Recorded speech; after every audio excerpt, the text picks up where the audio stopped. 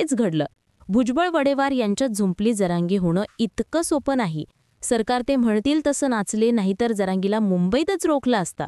मुंबईत आले ते मराठे नव्हतेच, ते जरांगेंनी पाळलेले बेवडे होते, वाळू तस्कर होते. भुजबळाने टीकेचं टोक गाठलं.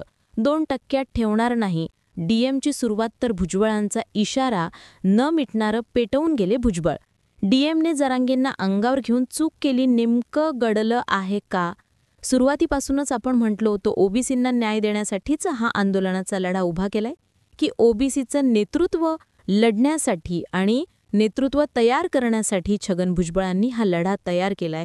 या प्रश्नाचं उत्तर मिळालेलं नाहीये. ओबीसींच्या बाजूने विजय वडेट्टीवार यांनी स्टँड काय घेतला, तर भुजबळांना त्यांचं नेतृत्व धोक्यात येतंय की काय असा प्रश्न तयार झाला आणि त्यांनी वडेट्टीवारांनाच रिंगणात घेतलं. बरं, हा ओबीसींचा सर्वसमावेशक मोर्चा होता, तर मग ओबीसीचे अध्यक्ष बबनराव तायवडे त्या ठिकाणी का नव्हते? पंकजा मुंडे त्या ठिकाणी का नव्हत्या? विजय वडेट्टीवार त्या ठिकाणी काय नव्हते? मुळात म्हणजे भुजबळांना फक्त स्वतःच उदो करून घ्यायचंय का असा प्रश्न या निमित्ताने उपस्थित झाला. भुजबळांनी जरांगींची अक्कल दाढ काढली. वडेट्टीवारांना जरांगे समोरच ओबीसीतून मराठा आरक्षणाला पाठिंबा का दिला असा प्रश्न केला. विखे आला, अनविखार पसरवून गेला.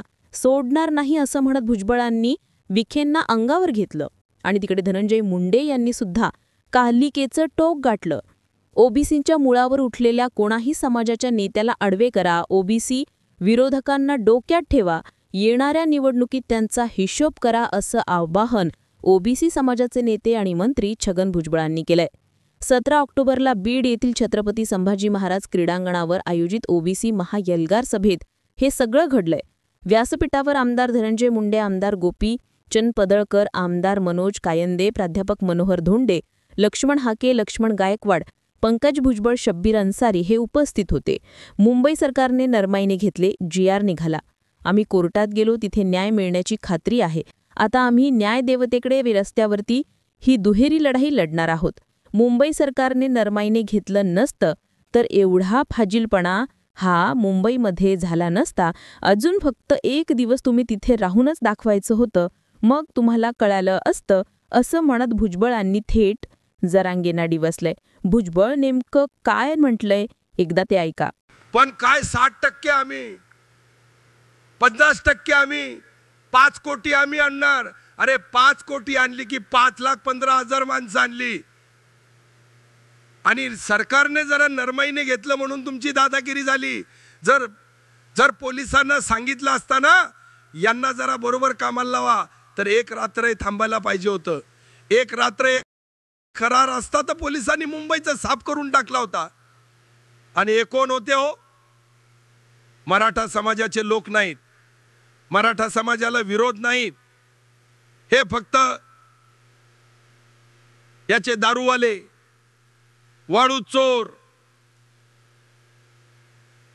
यांनी आणलेले लोक, या दरीनका पाटलाने आणलेले त्याचे ते लोक.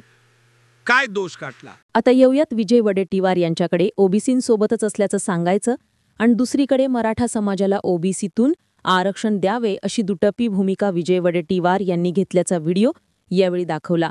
वडेट्टीवारांनी भूमिका स्पष्ट करावी असं भुजबळांनी म्हटलं. विखेंवरही भुजबळ घसरले. विखे आले आणि विखार पसरवून गेले. यावेळी भुजबळ यांनी विखे पाटील यांचाही समाचार घेतला. ते म्हणाले विखे पाटलांनाही सोडणार नाही. उलटसुलट आदेश दिले. आम्ही कोर्टात, रस्त्यावरती लढू. ओबीसी समाजाने मनात आणलं तर नेत्यांना सतरंजी उचलायला लावतील असा इशाराही त्यांनी दिला. सकाळी अर्ज केला त्याच दिवशी संध्याकाळी जात प्रमाणपत्र मिळते. अधिकारी इतके फास्ट कसे झाले अशी टिप्पणी करत भुजबळांनी म्हटलंय जिथे 8-10 महिने लागतात तिथे 10 तासात प्रमाणपत्र कसे, असा भुजबळांनी प्रतिप्रश्न केला. विरोध करायचा म्हणून नाही आणि न्याय आरक्षणाच्या विरोधातही नाही. ओबीसी आरक्षणाच्या संरक्षणासाठी महाएल्गार मेळाव्यात उभा असल्याचं देखील यावेळी भुजबळांनी म्हटलंय. मात्र भुजबळांनी टीका करताना टीकेचं टोक गाठल्याचं दिसून आलं. भुजबळ स्वतःचं नेतृत्व तयार करू पाहत आहेत हेही दिसून येतं. पण या पलीकडे जाऊन आता जरांगेसोबत आंदोलनाला जाणारे सगळे बेवडे वाळू तस्कर होते असं म्हणून छगन भुजबळ यांनी अंगावरती रोष वाढवून घेतलेला आहे. तिथे जे आलेले होते ते गोरगरीब मराठा बांधव होते, ज्यांच्यासाठी तुम्ही रात्रीच्या खऊगल्ल्या बंद केल्या, दिवस ढवळाई खऊगल्ल बंद केला, ज्या गरीब मराठ्यांना पाणीच मिळू नये याची व्यवस्था तुम्ही केली. ज्या आझाद मैदानावरती हे आंदोलन सुरू होतं तिथल्या स्ट्रीट लाईट तुम्ही बंद केल्या. तुम्ही वाटेल त्या प्रयोग केले.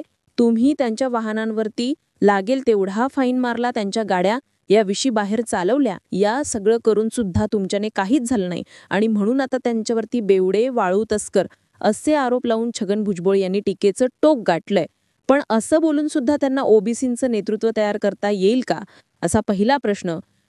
पंकजा मुंडे, बबनराव ताईवाडे, विजय वडेट्टीवार हे भुजबळांच्या सभेला नव्हते मुळात. धनंजय मुंडे यांनी सुद्धा भुजबळांच्या सभेत घुसखोरी केली का असा प्रश्न तयार होतो. कारण धनंजय मुंडे आणि छगन भुजबळ यांचं नातं समजावून घ्या. ज्यावेळी धनंजय मुंडे यांच्यावरती संतोष देशमुख हत्या प्रकरणी आरोप होत होते त्यावेळी छगन भुजबळच त्यांना डिफेंड करण्यासाठी आले होते आणि त्यामुळे कदाचित धनंजय मुंडे यांना छगन भुजबळ यांनी आपल्यावरती उपकार केलेत या जाणीवेतून धनंजय मुंडे यांनी या स्टेजमध्ये भाग घ्यायचा प्रयत्न केला का. मुळात हेच धनंजय मुंडे रात्री 2-2, 2:30 वाजता जरांगेंचे पाय धरण्यासाठी पोहोचलेले होते. अशाही आता सोशल मीडियावरती चर्चा होऊ लागलेत आणि तेच आता धनंजय मुंडे जरांगेंना सांगतायत की तुम्हाला 2% ठेवणार नाहीये. या सगळ्या भूमिकेमुळे येत्या काळातील राजकारण बदलणारच नाही तर बिथरणार आहे आणि आता हे राजकारण आवरणं कोणालाही कोणाच्याही रातात राहिलेलं नाहीये. छगन भुजबळ यांनी मराठा आंदोलन नेते जरांगे यांचा जरांगे पाटील असा उल्लेख करत मोठी टीका केली आहे. आता यावरती सुद्धा जरांगे पाटील यांनी आपली प्रतिक्रिया व्यक्त केलेली आहे. हे बीडमध्ये येऊन दहशत निर्माण करतायत. आता मराठ्यांना आपली ताकद दाखवावी लागणार आहे. आम्ही तर कोणाच्याही असल्या दबावाला भीत नाही. मराठ्यांनाही आपल्या लेकरांचे भवितव्य वाचवण्यासाठी यांना तोडीसतोड उत्तर द्यावंच लागणार आहे. बीडची ही पवित्र भूमी महाराष्ट्राचा दिशादर्शक होऊ शकतो असंही जरांगे यांनी म्हटलंय. बीड जिल्ह्यातून दिशा देण्याची ताकद मराठ्यांना दाखवावी लागणार आहे. परंतु यांचं जे स्वप्न आहे मराठ्यांच्या भीती किंवा दहशत मराठ्यांना दाखवण्याची आणि जातीय दंगली घडवून आणण्याचं ते स्वप्न आम्ही कधीच पूर्ण होऊ देणार नाही. तुम्ही आरक्षणाविषयी बोलतायत, तुम्ही सांगा ना, सुतार लोहार या लोकांना तुम्ही IAS IPS बनवून देणार आहात का, असे अनेक प्रश्न केलेत. बीडचे मराठी सुद्धा एवढे कच्चे नाहीयेत हे लक्षात ठेवा असा इशारा सुद्धा जरांगे यांनी दिलाय. आता येत्या काळात नेमकं ही दिशा आणि दशा काय होते हे पाहण्यासारखं असणार आहे. या सगळ्या घडामोडींकडे तुम्ही कसं पाहता कमेंट सेक्शनमध्ये जरूर व्यक्त व्हा आणि गर्जना मराठी या चॅनलला सबस्क्राईब करा. धन्यवाद.